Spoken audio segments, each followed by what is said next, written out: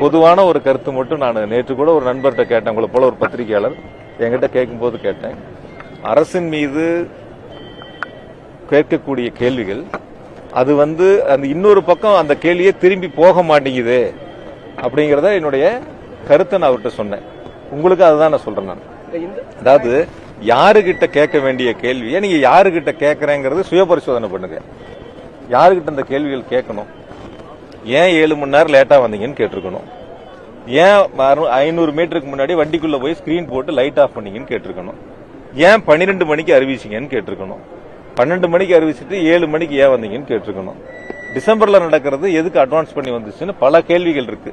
இந்த கேள்விகள்லாம் சமூக வலைத்தளங்கள்ல வர்றதில்ல, பத்திரிகைகள்ல வர்றதில்ல, தொலைக்காட்சிகள்ல வர்றதில்ல, விவாதங்களை நீங்க எடுத்துக்கிறதில்ல. யாரை நோக்கி நீங்கள் கேட்க வேண்டிய கேள்விகள் இருக்கோ அதெல்லாம் தவிர்த்துறீங்க.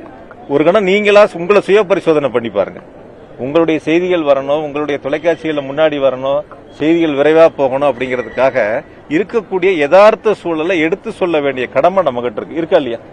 பொறுப்பு நம்மகிட்ட இருக்கு. அந்த பொறுப்பு என்ன நடந்துச்சு, எப்படி நடந்துச்சு, இதுல யாரெல்லாம் இருக்காங்க, யாருகிட்ட யாருக்கு ஒரு கேள்வி என்கிட்ட கேட்டா எதிர்முகாம்ல இன்னொரு கேள்வி கேட்கணும்ல. அந்த கேள்விக்கு அப்புறம் என்கிட்ட பதில் கேட்டா பரவாயில்ல. ஒரே தரப்புல உங்களுடைய கேள்விகள் மட்டும் இருக்கு, இன்னொரு தரப்புல கேள்வியே இல்லாம இருக்கு.